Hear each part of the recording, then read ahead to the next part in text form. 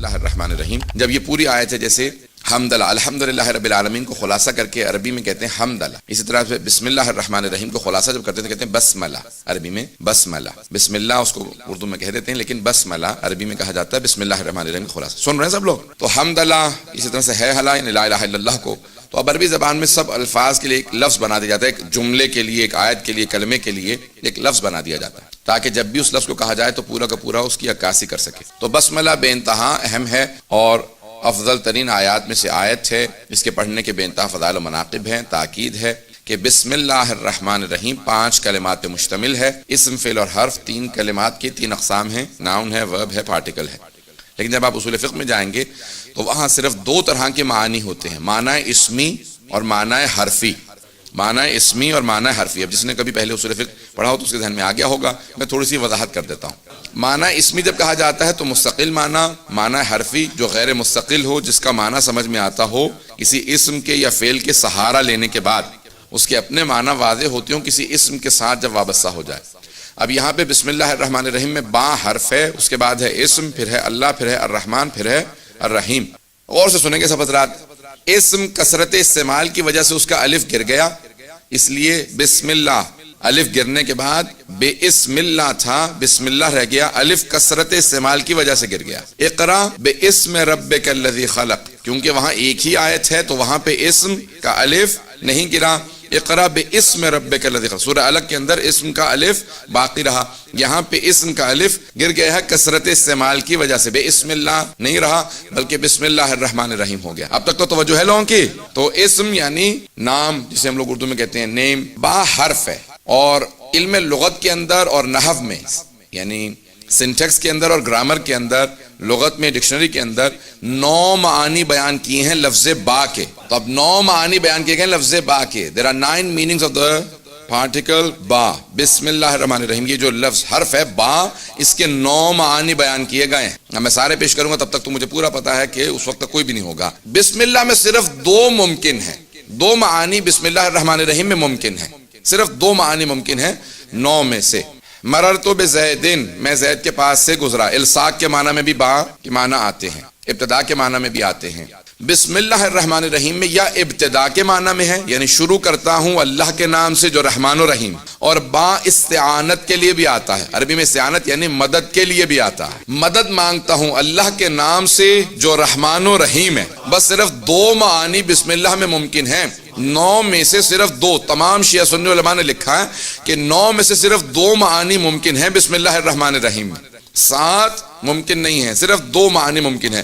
یا ابتدا کے I begin in the name of Allah the compassionate the merciful، میں شروع کرتا ہوں ہر کام کو اللہ کے نام سے جو رحمان و رحیم ہے. یا میں مدد مانگتا ہوں اللہ کے نام سے جو رحمان و رحیم ہے. بس 2 معانی ممکن ہیں بسم اللہ الرحمن الرحیم میں، اور کوئی معنی ممکن نہیں ہے. یا ابتدا کے لیے آیا ہے یا استعانت کے لیے آیا. کچھ لوگ پہنچ گئے ہیں، باقی حضرات کو مجھے پہنچانا پڑے گا. اب سب کی توجہ میرے ساتھ رہے، سارے مجمع کی توجہ ہو.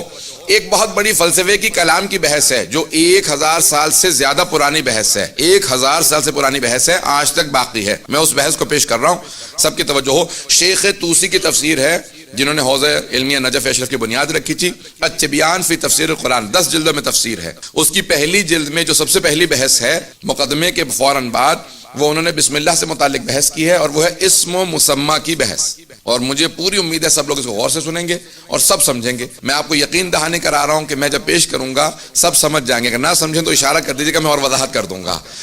اسم اور مسمہ کی بحث. اسم اور مسمہ، اسم کہتے ہیں نام کو، مسمہ جس کا نام ہو، نیم اینڈ دا نیمڈ. اسم یعنی نام، نیم، اور مسمہ دا نیمڈ.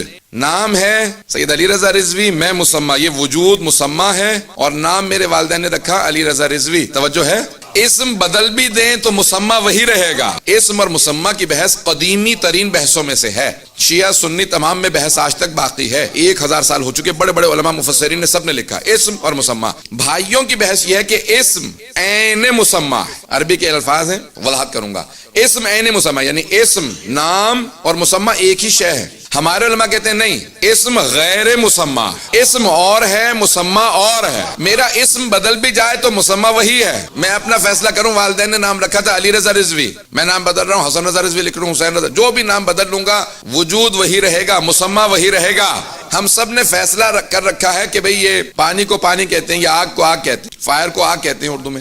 آج سب فیصلہ کر لیں کہ نہیں، آج سے آگ کو ہم پانی کہیں گے، مسمى وہی رہے گا، اسم بدل جائے گا۔ کبھی ایسا نہیں ہوگا کہ مسمى بدل جائے، آگ وہی رہے گی، بھڑکتی رہے گی۔ پانی نام رکھنے سے پانی نہیں ہو جائے گی۔ پتہ نہیں کتنے پہنچ رہے ہیں۔ اسم اور ہے، مسمى اور ہے۔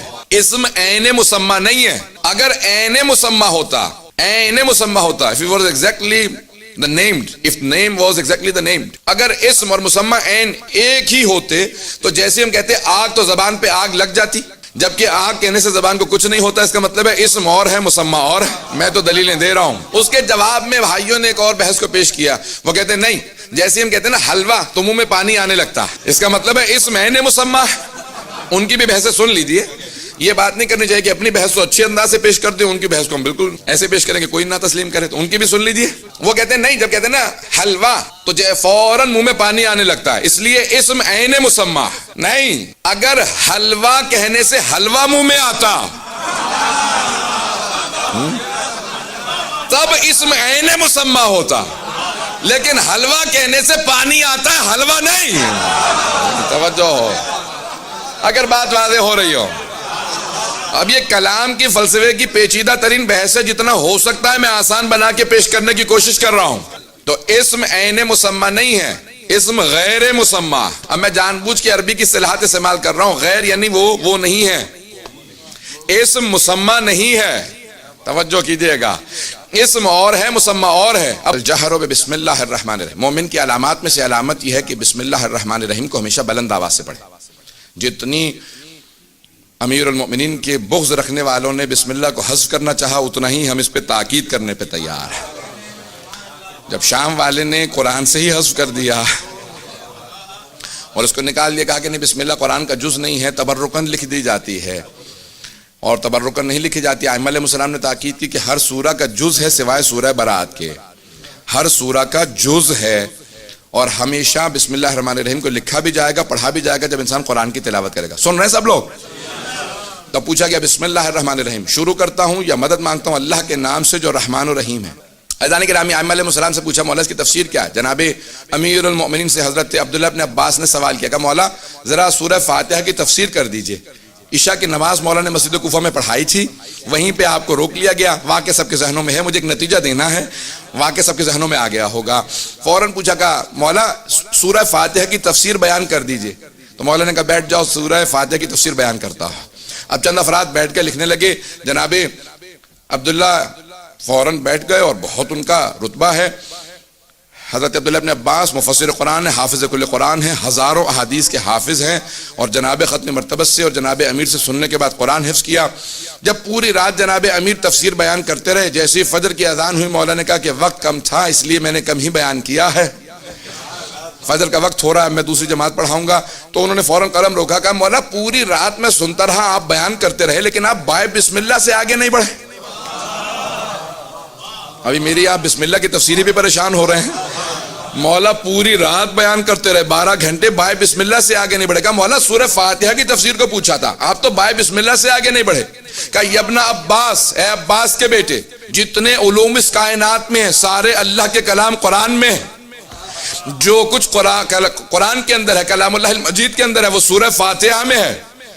جو کچھ سورہ فاتحہ میں ہے وہ اس کی بسم اللہ میں ہے، جو کچھ بسم اللہ میں ہے وہ اس کی با میں ہے، جو کچھ بے میں ہے وہ اس کے نقطے میں ہے۔ وَأَنَا النُّقْطَةُ الَّتِي تَحْتَ الْبَابِ، اور وہ جو بے کے نیچے نقطہ ہے وہ میں علی ابن ابی طالب ہوں۔ کوئی اعتراض نہ کرے کہ نقطے نہیں تھے، ارے قرآن کے اندر نقطے بھی جناب امیر نے لگائے ہیں، جس نے نقطے لگائے ہوں وہ نقطے کی اہمیت کو سمجھتے تھے۔ تو آپ نے کہا کہ انا النقطۃ التی تحت الباعث، بائے بسم اللہ کا نقطہ میں ہوں۔ اس کو بڑے بڑے علماء نے اپنے اپنے انداز سے پیش کیا ہے، شاید میں کبھی آپ نے سن رکھا ہو۔ ایک میں جملہ اپنے انداز سے پیش کروں گا کہ جب آپ سی ڈی خریدیں گے نا، اس کے اندر تمام 2000 سے زیادہ کتابیں ہیں، ایک نقطے کے برابر ایک نقطے کے برابر قرآن کریم ہے اس پوری سی ڈی کے اندر. میں نے 2000 سے زیادہ اس میں کتابیں تھیں. ایک میں نے کہا اس میں قرآن بھی ہے, حدیث کی فقہی ساری کتابیں, کہاں قرآن بھی ہے, کہاں کہ ایک نقطے کے برابر. جب کمپیوٹر آیا, سائنس نے ترقی کی, سی ڈی دریافت ہوئی, تو اس وقت لوگوں کو سمجھ میں آیا کہ نقطے میں قرآن بھی آ سکتا ہے. میرے مولا 1400 سال پہلے بتا گئے تھے کہ اگر قرآن کو ایک جگہ دیکھ لو تو مجھے دیکھ لو, نقطے کو پھیلا کے دیکھ لو تو قرآن کو دیکھ لو.